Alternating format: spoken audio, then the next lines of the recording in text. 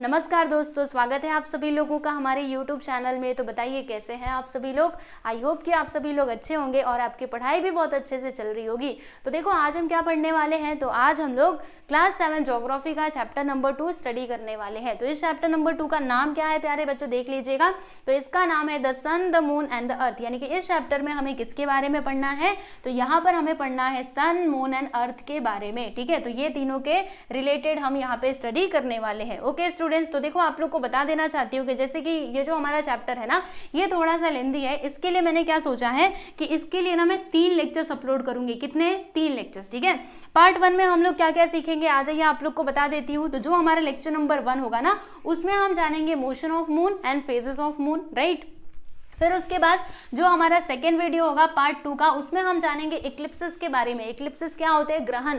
आप लोग सुनते होंगे ग्रहण लगता है ना, सूर्य ग्रहण और चंद्र ग्रहण, तो इनके बारे में भी हम जानेंगे। और लास्ट में हम यहाँ पे पार्ट 3 जो है उसमें हम क्या चर्चा करेंगे, तो अकल्टेशन के बारे में जानेंगे एंड ट्रांजिट के बारे में जानेंगे। अभी ये सब कुछ आपके लिए नया है, इसलिए आपको कुछ समझ नहीं आ रहा होगा, लेकिन बस आप ऐसे समझ करके रखो टॉपिक। फिर जब मैं आपको लेसन के अंदर पढ़ाऊंगी ना, तो अच्छे से सारी चीजें क्लियर हो जाएंगी। तो चलो बच्चों, ये हमारा लेक्चर नंबर 1 है। तो इसमें हम जानेंगे किसके बारे में, तो यहाँ पर हम लोग मून का मोशन देखेंगे कि जो मून है ना वो किस प्रकार से मोशन करता है, और जो उसके फेजेस होते हैं यानी कि चंद्रमा की कलाएं, उनके बारे में भी हम यहाँ पे स्टडी करेंगे प्यारे बच्चों। ठीक है, तो चलिए भाई, सब लोग तैयार हैं? बताइए जल्दी से। चलो सब लोग रेडी होंगे, है ना। तो यहाँ पर हम सबसे पहले चर्चा करने वाले हैं मून के मोशन के बारे में। देखो हमारा पहला टॉपिक क्या है, the moons motion, right. Motion यानी क्या होता है स्टूडेंट्स? मोशन मतलब क्या? जैसे देखो मैं यहाँ से यहाँ पर आई, तो मैंने क्या किया, मूव किया ना। मैं पहले वहां पर थी, फिर यहाँ पर आ गई, मतलब मेरे अंदर भी क्या हुआ, मोशन हुआ। समझ में आ रहा है आप लोगों को? जैसे यहाँ पर ये पेन पड़ा हुआ है,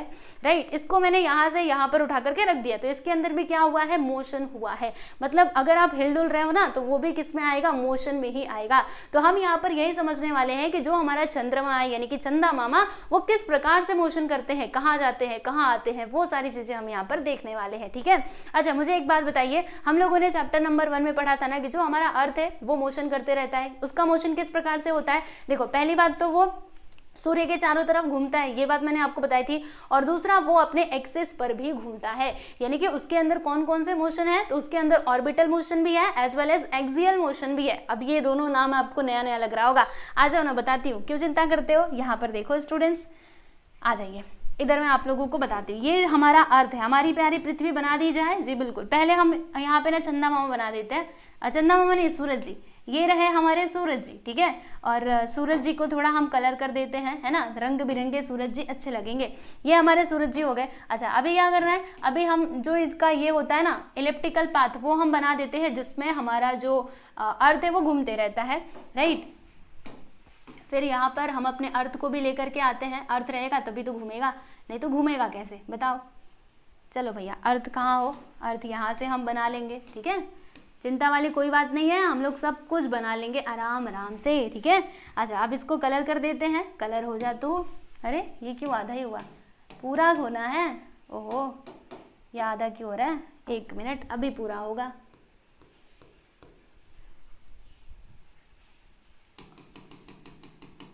चलो समझ लो, ये हमारा अर्थ है। ठीक है, ये पूरा कलर नहीं हो पाया, पता नहीं क्यों, कोई बात नहीं। देखो मैंने आप लोगों को क्या बताया था कि जो हमारा अर्थ है ना, वो अपने एक्सिस पर भी घूमता है। एक्सिस पर भी घूमने का मतलब क्या है, वो इस प्रकार से भी घूमता रहता है। जैसे मान लो कि ये अर्थ है, ठीक है, तो वो अपने जगह पर भी ऐसे गोल गोल घूमेगा, ऐसे गोल गोल करके वो घूमता रहेगा, राइट। तो इसको हम क्या बोलते हैं, इसको हम बोलते हैं, जब वो अपने एक्सिस पर कोई चीज घूमे ना, तो उसको हम कहते हैं एक्सियल मोशन। क्या बोलते हैं, एक्सियल मोशन, राइट। समझ में आया आप लोगों को? यानी अगर ये अपने एक्सिस पर घूम रहा है तो उसको हम एक्सियल मोशन बोलेंगे, यानी कि रोटेशन। ठीक है, मतलब कोई चीज अगर घूम रही है ना, तो उसको मान लो जैसे ये घूम रहा है, तो इसको हम क्या बोलेंगे कि ये रोटेट हो रहा है, यानी कि इसका रोटेशन हो रहा है, बराबर। अच्छा मैंने आप लोगों को एक और बात बताई थी कि ये जो हमारी पृथ्वी है ना, वो सूर्य के चारों तरफ इस प्रकार से घूमती रहती है, यानी कि रिवॉल्यूशन भी होते रहता है। ठीक है, मतलब ये जो पृथ्वी है ना, वो अपने ऑर्बिट में भी घूमती है। ऑर्बिट में घूमते घूमते ये सूर्य का पूरा चक्कर लगा लेती है, ऑर्बिट क्या होता है, इसका पाथ। देखो ये जो आपको दिखाई दे रहा है ना लाइन, ये क्या है, अर्थ का पाथ है, यानी कि अर्थ जो है इसी प्रकार से मूव करेगा। ऐसा नहीं कि ये यहाँ पे घूम रहा है फिर यहाँ पर आ जाएगा फिर यहाँ पर, ऐसे नहीं। जो इसका ऑर्बिट है ना, इसी में वो घूमते घूमते सन का पूरा एक चक्कर लगाएगा। समझ में आया आप लोगों को?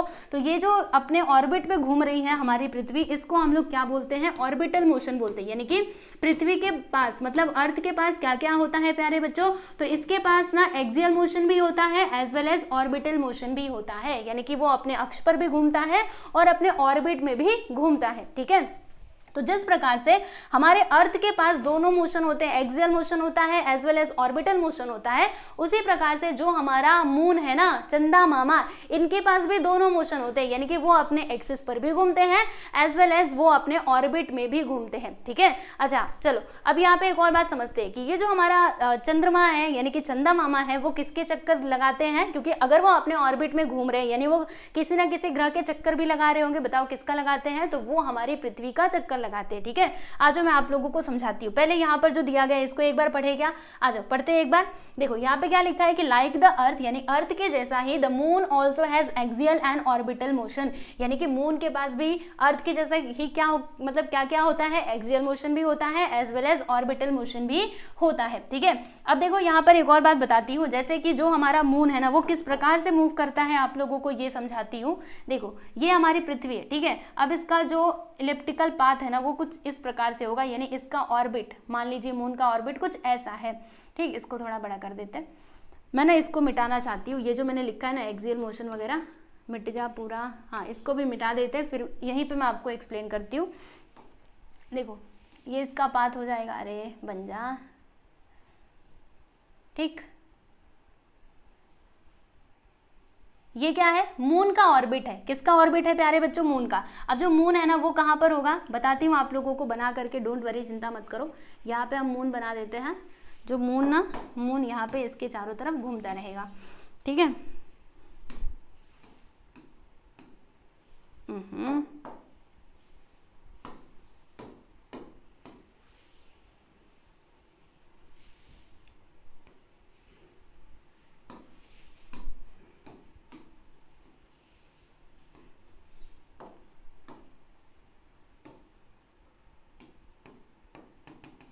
देखो बच्चों ये कौन है, ये है हमारी पृथ्वी। ये देखो ये तो पहले चंदा सूरज जी हैं, आप जानते ही हो। मैं लिख दूं क्या, आज मैं लिख देती हूँ एक बार ताकि आप कंफ्यूजन में ना रहो। ये हमारा सन एंड दिस इज हमारी पृथ्वी, अर्थ, धरती मैया, और ये कौन है, ये है हमारे मून जी यानी कि चंदा मामा। ठीक है, तो देखो होता क्या है प्यारे बच्चों, अब सुन लीजिए ध्यान से। देखो ये जो मून है ना वो किसके चक्कर लगाता है, तो वो हमारी पृथ्वी के चारों तरफ घूमता रहता है। ठीक है, तो ये हमारी पृथ्वी के चारों तरफ भी घूमता है एज वेल एज वो अपने अक्ष पर भी घूमता है, यानी कि वो अपने एक्सिस पर भी घूमता है, यानी वो गोल गोल घूमता है और उसके बाद वो रिवॉल्यूशन भी करता है, यानी कि इसके मतलब ये रोटेशन भी करता है एंड रिवॉल्यूशन भी करता है। समझ में आया आप लोगों को? तो देखिए आप लोग को एक बात बताती हूँ, ये जो हमारा मून है ना, जैसे अगर मैं आप लोगों से पूछूं कि बताइए क्या मून सन का चक्कर लगाता है, यानी सन के सराउंडिंग में घूमता है, तो नहीं, ये ऐसे डायरेक्टली तो नहीं घूम रहा, लेकिन वो इनडायरेक्टली जरूर सन के चक्कर लगा रहा है। क्योंकि मैंने आपको क्या बताया था फर्स्ट चैप्टर में कि ये जो हमारी पृथ्वी है ना वो ये सन के चक्कर लगाती है। तो देखो पृथ्वी यहाँ पर है तो चंदा मामा भी यहाँ पर है, लेकिन अगर हमारा अर्थ यहाँ पर पहुंच गया तो इसके साथ साथ चंदा भी तो पहुंचेगा ना। फिर हमारा अर्थ यहाँ पर आया तो इसके साथ साथ ये चंदा भी आएगा, यहाँ पर मेरा अर्थ आया तो इसके साथ साथ ये जो मून है वो भी तो यहाँ पर आ जाएगा। यानी डायरेक्टली तो हम नहीं बोल सकते कि ये सूर्य का चक्कर लगाता है, लेकिन इनडायरेक्टली जरूर मून सूर्य का चक्कर लगाता है, हम ऐसा बोल सकते हैं। क्योंकि देखो जब ये पृथ्वी के साथ साथ चल रहा है तो जहां जहां पे अर्थ जाएगा वहां पर ये मून भी तो जाएगा ना, क्योंकि देखो मून का ऑर्बिट ये है, राइट। तो जैसे जैसे अर्थ जाता जाएगा वैसे वैसे मून भी जाएगा। यानी हम यहाँ पे क्या बोल सकते हैं कि मून जो है वो इनडायरेक्टली सन के चारों तरफ घूमता है।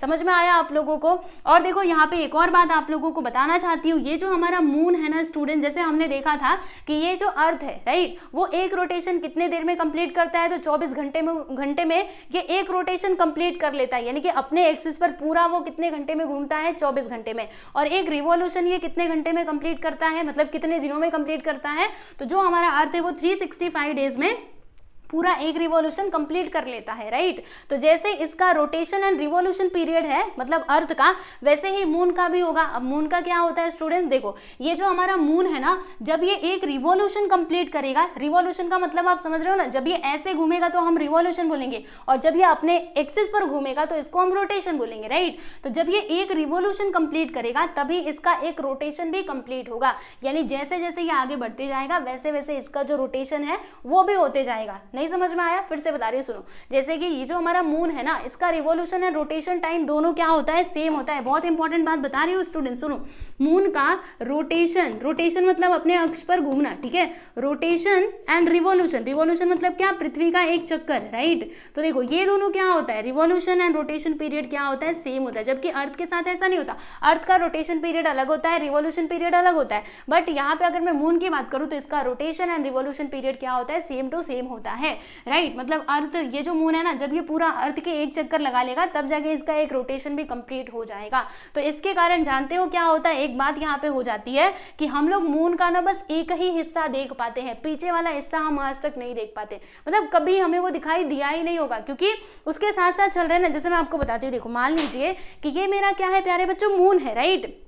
तो ये जो मून है ना, इसका बस हम एक ही हिस्सा देख पाते हैं, बस ये वाला, इसके पीछे वाला साइड हम नहीं देख पाते, क्योंकि मान लीजिए ये हमारा अर्थ है, ठीक है, ये हमारा मून है। तो जैसे जैसे मतलब देखो, जैसे ये क्या हो रहा है, ये रिवॉल्यूशन भी हो रहा है, यानी कि वो चारों तरफ भी घूम रहा है, एज वेल एज वो अपने अक्ष पर भी घूम रहा है। तो मान लीजिए मून के ऊपर हम यहाँ पर है, ठीक है। तो देखो जैसे जैसे ये घूमेगा ना, मतलब जैसे जैसे आगे बढ़ेगा वैसे वैसे इसका जो रोटेशन है ना वो भी होते जाएगा, ठीक है। और जब ये पूरा एक चक्कर लगा लेगा तब जाके इसका एक रोटेशन भी कंप्लीट हो जाएगा। तो आप लोगों ने यहाँ पर क्या देखा कि इसके पीछे वाला हिस्सा तो हमारे सामने आया ही नहीं, ओके। तो इस बात को ध्यान में रखना कि हम लोग मून का कभी पीछे वाला हिस्सा नहीं देख पाते, वो हमेशा अंधेरे में रहता है, बस हम लोग सामने वाला हिस्सा ही देख पाते हैं, इस प्रकार से, ठीक है स्टूडेंट्स। बात समझ में आई आप लोगों को? यस, आई होप आप लोग को ये सारी चीजें क्लियर हो गई होंगी। तो ये जो थियरी है ना, इसमें वही बातें बताई गई है जो मैंने आप लोगों को अभी अभी पीछे अच्छे से एक्सप्लेन किया, ठीक है।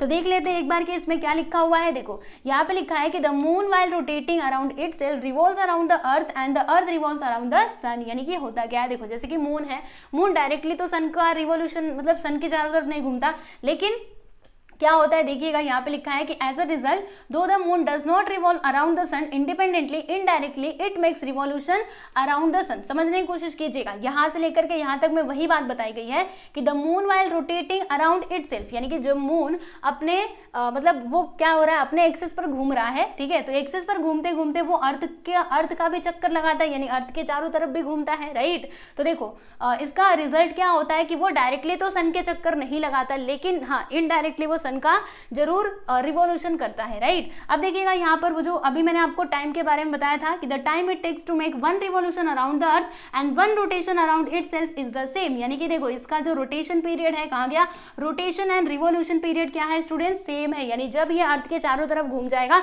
तब इसका एक रोटेशन भी कंप्लीट होगा। तो इसके कारण क्या होता है कि we constantly see one and the same side of the moon, इसीलिए हम लोग मून का बस एक ही साइड देख पाते हैं, पिछला हिस्सा किसी ने भी नहीं देखा है। मतलब अर्थ पे जो है ना, उसने पिछला हिस्सा तो मून का देखा ही नहीं होगा, क्योंकि वो हमारे सामने आता ही नहीं है। समझ में आ रहा है? हाँ, अगर आप अंतरिक्ष में गए तो जरूर उसका पिछला हिस्सा देख सकते हो, लेकिन वैसे तो हमें मून का यानी चंदा मामा का पिछला वाला हिस्सा नहीं दिखाई देगा। ओके, क्लियर है? समझ में आया आप लोगों को? तो ये था मून के बारे में, मून के मोशन के बारे में। तो बताइए यहाँ से हमने क्या बात सीखी? यहाँ से हमने ये सीखा कि मून में दोनों मोशन होते हैं, ऑर्बिटल मोशन भी होते हैं as well as axial motion भी होता है, राइट। और हमने यहाँ से क्या सीखा कि जो मून है उसका रिवॉल्यूशन एंड रोटेशन पीरियड दोनों सेम टू सेम होता है, यानी कि जब वो अर्थ का एक रिवॉल्यूशन कंप्लीट करेगा तब इसका रोटेशन भी कंप्लीट होगा, एक रोटेशन, राइट। इसीलिए हम लोग मून का बस एक ही हिस्सा देख पाते हैं, दूसरा हिस्सा तो हम कभी देख ही नहीं पाते हैं।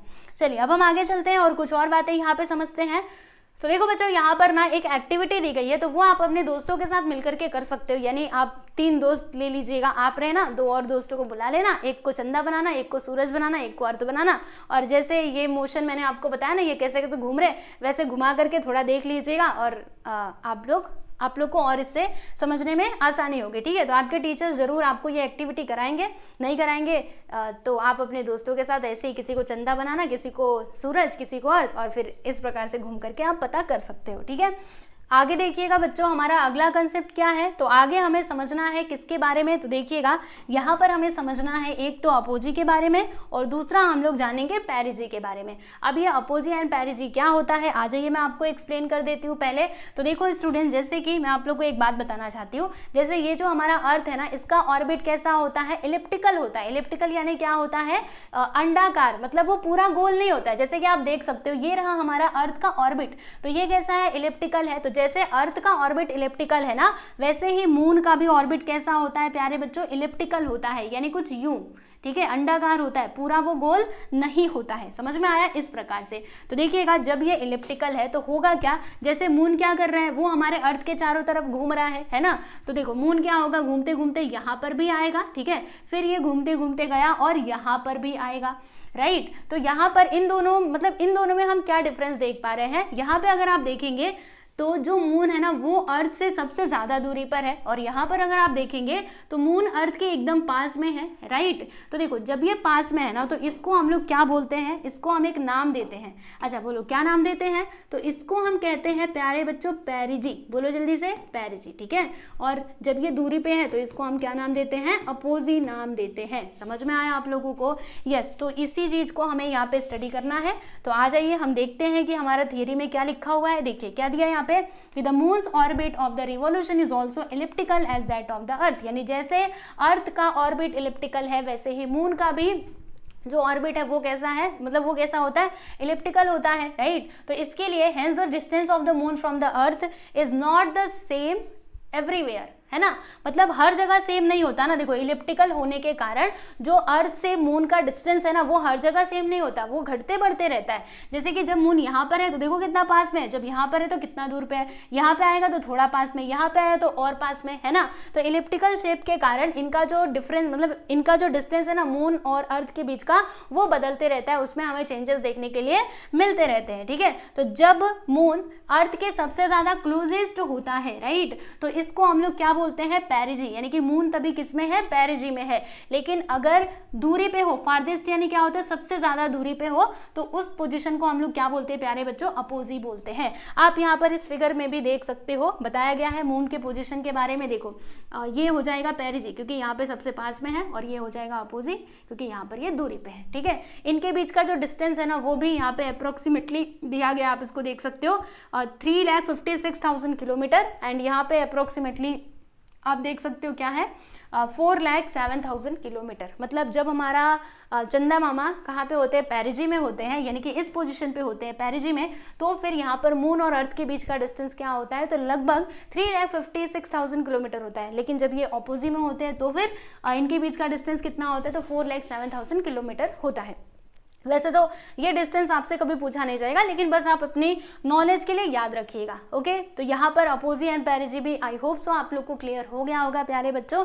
देखो अभी हम यहाँ पे फाइनली क्या स्टडी करने वाले, देखो मैं आप लोग को एक और बात बता देना चाहती हूँ। जैसे कि मैंने आपको इसमें क्या बोला था, हम यहाँ पे मोशन ऑफ मून पढ़ेंगे, फेजेस ऑफ मून पढ़ेंगे, as well as apogee and perigee, ये भी तो हमने पढ़ा ना।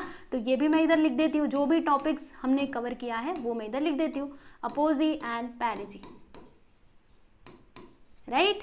चलो भाई, तो हम कहाँ पर थे, हम यहाँ पर थे। अब हम जानेंगे फेजेस ऑफ मून। अब ये फेजेस ऑफ मून क्या होते हैं, इसको भी आपको बहुत अच्छे से समझना पड़ेगा। देखो आप लोगों ने कभी आकाश में देखा होगा, कभी चंदा मामा हमें इतने बड़े दिखाई देते हैं, मतलब कभी पूरा चंदा गोल दिखाई देते हैं, कभी आधा दिखाई देते हैं, कभी वो रिंग के जैसा, मतलब रिंग के जैसा नहीं, कभी वो आधा से भी आधा दिखाई देते हैं, है ना। और कभी तो पूरा आकाश खाली रहता है, मतलब चंदा को हम देख ही नहीं पाते हैं। तो इसके पीछे का कारण क्या है, क्या चंदा मामा गायब हो जाते हैं, या फिर वो उनको कोई काटते रहता है, वो कटते रहते हैं, ऐसा कुछ है क्या? तो ऐसा कुछ भी नहीं है स्टूडेंट्स। मतलब जो चंदा मामा है ना, वो गायब नहीं होते, वो आकाश में ही रहते हैं, लेकिन वो हमको दिखाई नहीं देते। अब इसके पीछे का कारण क्या है, तो पहली बात तो आप लोग को ये बताना चाहती हूँ कि जो हमारा मून है ना, उसके पास उनका खुद का कोई प्रकाश नहीं है, यानी मून के पास लाइट नहीं है। जैसे सन के पास बहुत सारी लाइट है ना, वैसे मून के पास कोई भी लाइट नहीं है। तो फिर आप सोचेंगे कि मून फिर रात को चमकता कैसे, बताओ जब लाइट नहीं है तो चमकेगा कैसे। तो देखो आपको बताती हूँ, वो जो हमारा मून है ना, वो जानते हो किसके कारण चमकता है, तो जो सूर्य का प्रकाश होता है ना, मतलब जो सूरज का प्रकाश होता है, उसी के कारण हम लोग मून को चमकता हुआ देख पाते हैं। यानी जो भी मून आप देख पाते हो रात को, आप ऐसे समझो कि उसके ऊपर क्या पड़ रहा है, सूर्य का लाइट पड़ रहा है। अगर सूर्य का लाइट पड़ना बंद हो जाए तो फिर मून भी हम लोगों को दिखाई नहीं देगा। बात समझ में आई आप लोगों को? यस, तो इसी के कारण जो हमारा मून है वो क्या होता है, वो भी भाई रिवॉल्यूशन करते रहता है, राइट। तो इसके कारण ही वो घटता बढ़ता रहता है। अब इसी के बारे में हम यहाँ पे डिटेल में समझने वाले हैं। प्यारे बच्चों आ जाइए देखते हैं। यहाँ पर देखो फिगर के माध्यम से आप लोगों को बताने की कोशिश की गई है।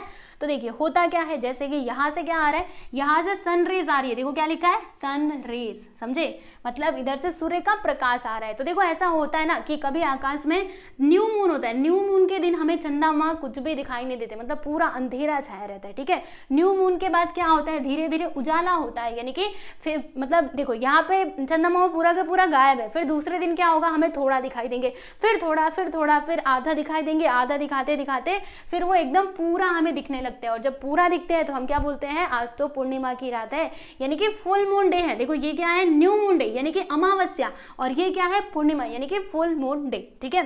तो देखो होगा क्या, जो हमारे चंदा मामा है ना, न्यू मून से वो धीरे धीरे बढ़ना शुरू होंगे। यहाँ पे क्या हो रहा है, बढ़ रहे हैं, ये देखो अभी ये हमें पूरा मतलब दिखाई नहीं दे रहे थे, फिर यहाँ पे जब गए ना तो इतना दिखाई देंगे, यहाँ पर गए तो हमें ये आधा दिखाई देंगे, यहाँ पर आ जाओ तो अब इतना दिखाई देंगे, और जब यहाँ पर आप आ जाओगे तो पूरा हमें फुल मून दिखाई देगा, पूरा के पूरा चंदा मामा हमें दिखाई देंगे, ठीक है।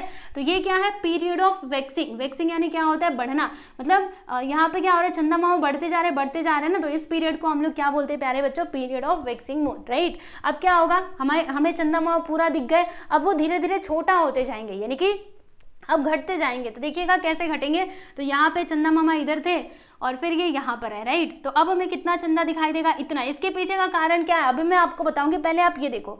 तो अब यहाँ पे आए तो यहाँ पे भी हमें चंदा मामा कैसे दिखाई देंगे, आधा दिखाई देंगे, राइट। तो देखो जहाँ पे हमें चंदा मामा आधा दिखाई देते हैं ना, उन डे को हम लोग क्या बोलते हैं, क्वार्टर डे बोलते हैं, राइट। फिर यहाँ पे जब हम आगे जाएंगे तो अब चंदा मामा देखो क्या हो रहा है, घट रहे हैं ना, तो अब हमें बस इतना ही चांद दिखाई देगा। और जब यहाँ पे पहुंच गए तो फिर से क्या आ जाएगा, न्यू मून, यानी कि अमावस्या वाली रात आ जाएगी, मतलब यहाँ पे अभी हम चांद को नहीं देख पाएंगे, ठीक है। समझ में आया आप लोगों को? अब चलो इसके पीछे का कारण समझते हैं। इधर से क्या आ रहा है, सन रेज आ रहा है, राइट। तो अभी अभी मैंने आपको बताया कि सन के रेज के कारण ही जो हमारा चंदा है वो चमकता है, राइट। तो अगर सन का रेज मतलब सन का किरण जितना हमारे मून के ऊपर पड़ेगा उतना ही हिस्सा हमको दिखाई देगा, समझ रहे हो कि नहीं। तो वैसा ही कुछ होता है, देखो इधर से सन की रेज आ रही है, राइट। अब जो हमारा मून है ना, ये हमारा अर्थ है, ध्यान रखना, मून के ऊपर मतलब अर्थ के ऊपर हम रहते हैं, हम अर्थ के ऊपर है, यहाँ पे हमारा मून है। तो देखो मून कहाँ पर आया है, मून ना अर्थ और सन के यहाँ पे आ गया है, मतलब सन रेज इधर से आ रही है और ये अर्थ पर हम लोग हैं, राइट। तो मून कहाँ पर है, मून यहाँ पर आ गया है, मतलब सन रेज को इसने पूरा के पूरा अपने पीछे वाले हिस्से से ही ढक लिया है। मतलब देखो एक बात तो मैंने आप लोग को बताई थी कि मून का बस एक ही हिस्सा हमारे सामने रहता है, यानी कि बस ये वाला हिस्सा रहेगा, ओके। पीछे वाला हिस्सा हम नहीं देख पाते। तो देखो जब ये मून यहाँ पर आया ना, तो सनरेज तो इसके पीछे वाले हिस्से पर पड़ रही है। तो अगर पीछे वाले हिस्से पर पड़ रही है, हमें तो उससे कोई मतलब ही नहीं है, क्योंकि पीछे वाला हिस्सा तो हम देख ही नहीं पाते। ये सामने वाले हिस्से पर सनरेज तो पड़ ही नहीं रही, और अगर इसके ऊपर सनरेज नहीं पड़ रही तो हमें चंद्रमा दिखाई देगा ही नहीं, क्योंकि यहाँ पर तो अंधेरा रहेगा। समझ में आ रहा है कि नहीं? ये पूरा पीछे मुड़ गया ना, आप ही सोचिए ना, आप ऐसे खड़े हो, ठीक है, अभी पीछे आपके लाइट है, तो क्या होगा, मतलब आपके आगे वाला हिस्सा थोड़े ना दिखाई देगा, क्योंकि अगर कोई प्रकाश आपके मुंह पे डालेगा, आपके आगे वाले हिस्से पे डालेगा, तब तो वो देख पाएगा। पीछे डालने से क्या, पीछे से मतलब वो दिखाई ही नहीं देगा। तो वैसा ही यहाँ पर भी है, जब सूर्य का जो चंद्रमा है ना, उसका आगे वाले हिस्से पे तो प्रकाश पड़ ही नहीं रहा जो हम देख सकते हैं, राइट। तो इसीलिए यहाँ पर क्या होता है, न्यू मून डे होता है, मतलब चंदा मामा हमें दिखाई ही नहीं देते, आकाश पूरा खाली होता है, ठीक है। क्लियर है, समझ में आया आप लोगों को? अब देखिएगा, जैसे मैं आपको बताती हूँ इन दोनों से। देखो मैंने आपको अभी बताया था कि हम लोग ना बस चंदा का एक ही हिस्सा देख पाते, पीछे वाला हिस्सा हम नहीं देख पाते, ठीक है। तो मान लीजिए कि ये बोर्ड मेरा क्या है, सूरज, राइट, और ये मेरा क्या है, पृथ्वी, and this is our moon, हमारे चंदा मामा, प्यारे चंदा मामा, ठीक है। अब क्या होगा, देखो यहाँ पे हमारा अर्थ है, इधर से क्या आएगा, सनरेज आएंगी, मतलब सन का प्रकाश आएगा, ठीक है। और ये हमारा मून जो है ना, वो कहाँ पर है, यहाँ पर है, इसके सामने। तो देखो बच्चों, जब ये सामने रहेगा, समझने की कोशिश करना, हाँ मैं आपको क्या बताना चाहती हूँ, जब ये इसके सामने रहेगा तो इससे आने वाला जो प्रकाश है ना, वो पूरा के पूरा इसके ऊपर पड़ेगा, किसके ऊपर, मून के ऊपर। देखो ये इस प्रकार से रहे, इस प्रकार से, ठीक है। तो जब पूरा प्रकाश इसके ऊपर पड़ रहा है तो इस दिन क्या होगा, फुल मून डे होगा, मतलब ये वाली स्थिति होगी, यानी हमें चंदा मामा पूरा दिखाई देंगे, ठीक है। अब देखो पूरा दिखाई दे रहे हैं ना, अब क्या होगा, धीरे धीरे घटना चालू होगा। कैसे, देखो चंदा मामा पहले यहाँ पर थे, फिर यहाँ पर पहुंचे, फिर यहाँ पर पहुंचे। जब ये यहाँ पर पहुंचेंगे तो देखो इनके कितने हिस्से पर प्रकाश आएगा, अब आधे हिस्से पर ही प्रकाश आएगा, समझ पा रहे हो कि नहीं। ये वाला हिस्से पर तो प्रकाश पहुंच ही नहीं पाएगा, राइट। तो इसके वजह से जितने हिस्से पे प्रकाश पड़ रहा है उतना ही हम देख पाएंगे, यानी कि इस दिन हम लोग आधा चांद ही देख पाएंगे। तो इसको हम लोग क्या बोलते हैं, क्वार्टर डे बोलते हैं। जब आधा चांद दिखे ना तो बोलने का वो क्वार्टर डे है, ठीक है। फिर क्या होगा, अब धीरे धीरे देखो ये घट रहे हैं, याद रखना।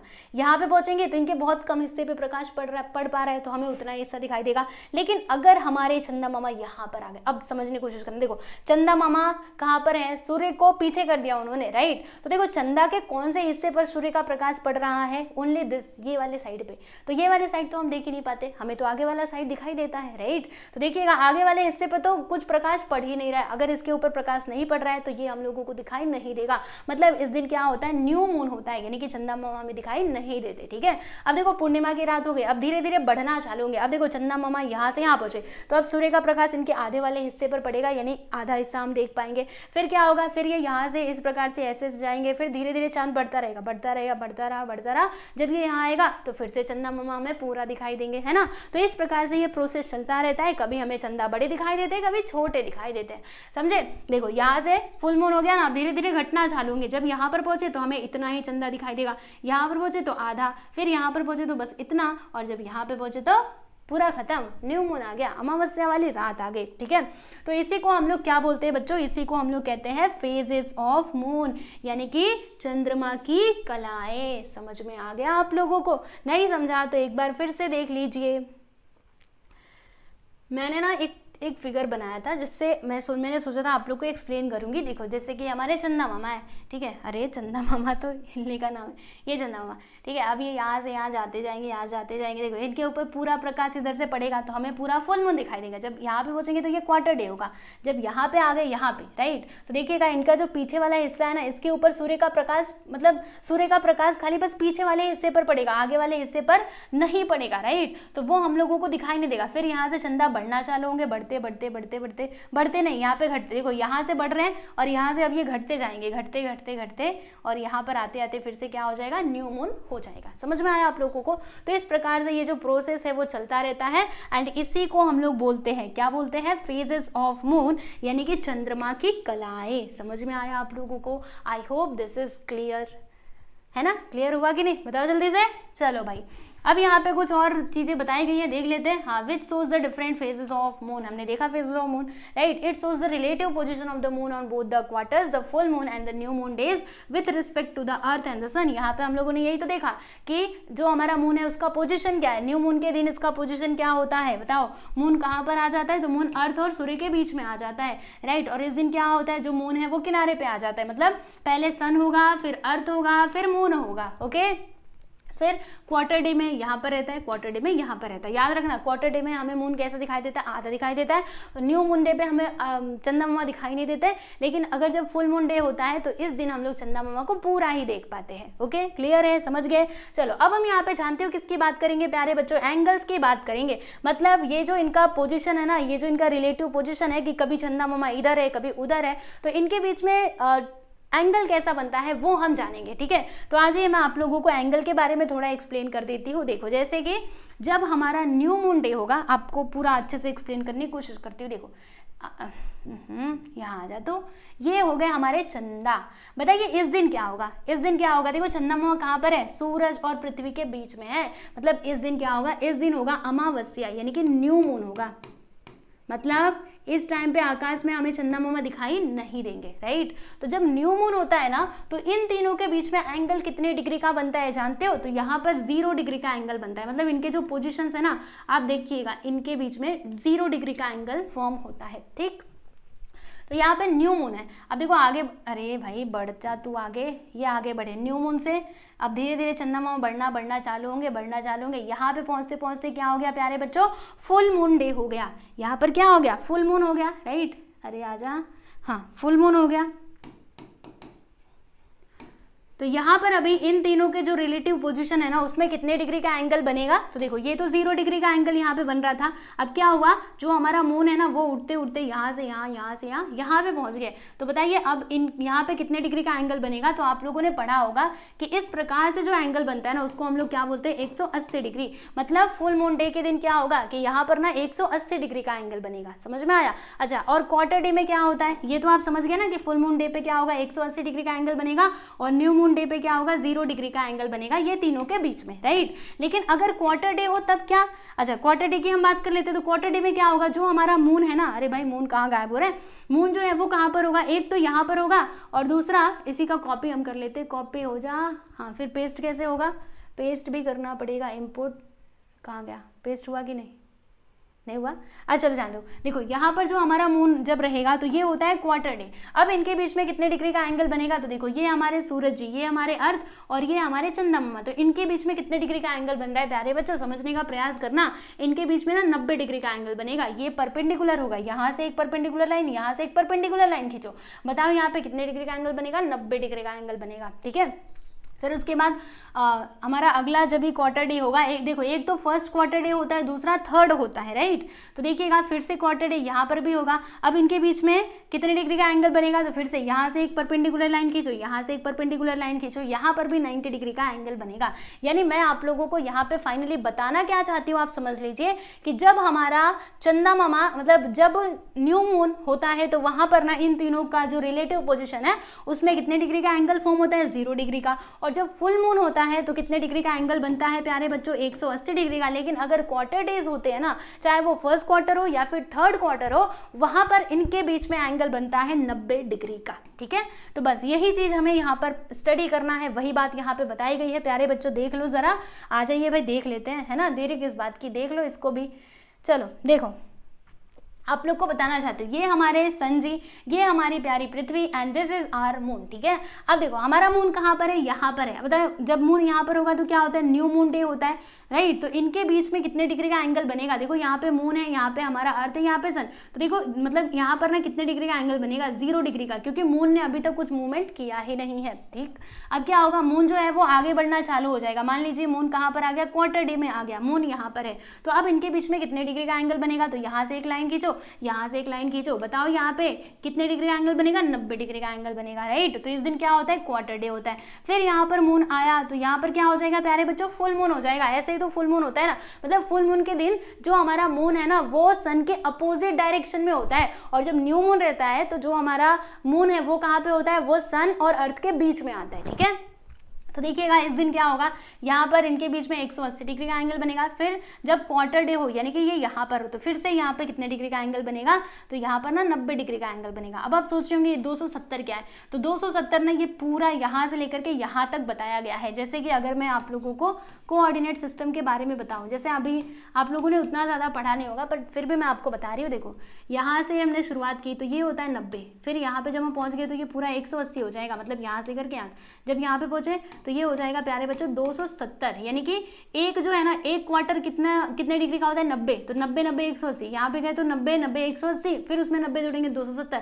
अगर पूरा घूम गए तो 360 होता है, राइट। तो चलो इतना ज़्यादा आप लोगों को नहीं पढ़ना है, मैं आपको कंफ्यूज नहीं करना चाहती हूँ। बस आप इतना ध्यान रखना कि फुल मून डे और न्यू मून के डे के दिन के बीच में कितने डिग्री का एंगल बनता है, और क्वार्टर डेज पे 90 डिग्री का एंगल बनता है। बस आपको इतनी बातें ध्यान में रखनी है। ओके, क्लियर है, समझ में आ गया।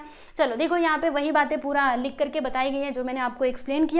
चलो भाई इसको भी पढ़ लेते हैं, है ना, पढ़ना बहुत जरूरी है। तो यहाँ पर देखो क्या है, we see the phases of moon in the sky from the earth, they are eliminated portion of the moon. मतलब हम लोग अर्थ से मून को देखते हैं तो मून का वो कौन सा वाला हिस्सा हम देख पाते हैं जो सूर्य के कारण चमकता है, चमकदार वाला हिस्सा ही हम देख पाते हैं, ठीक है। They become visible due to the sunlight reflected from the moon. Yes, while revolving around the earth the moon is on the opposite side of the sun on full moon day. वही मैंने आपको बताया कि full moon day के दिन जो हमारा moon है वो कहाँ पे होता है, वो सन के अपोजिट डायरेक्शन में होता है। लेकिन जबकि न्यू मून के डे के दिन वो कहाँ पे होता है, तो वो ना सन और अर्थ के बीच में होता है, राइट। और फिर first and third quarter days पे क्या होता है, जो हमारा मून है, मून अर्थ एंड सन के बीच में 90 डिग्री का एंगल फॉर्म होता है। Earth and the sun make an angle of 90 degree. समझ में आया। At this position we see half the portion of eliminated illuminated moon, hence in the sky it appears semi circular in shape. यानी कि जब हमारा quarter days होते हैं, मैंने आपको बताया था क्वार्टर डेज पे हमें चंदा मामा आधे दिखाई देते, सेमी सर्कुलर। ओके, क्लियर है, समझ में आ गया आप लोगों को? यस। तो यहाँ पर हमें जो भी स्टडी करना था वो हमने पढ़ लिया है प्यारे बच्चों। मैंने आप लोगों को पहले ही बताया था कि देखो हमने यहाँ पे फर्स्ट लेक्चर में क्या क्या स्टडी किया। तो हम लोगों ने मून का जो मोशन होता है इसके बारे में जाना, फिर हमने फेजेस ऑफ मून देखे, अपोजी एंड पेरिजी भी हमने समझ लिया है। आई होप आप लोगों को ये तीनों कंसेप्ट क्लियर हो गए होंगे।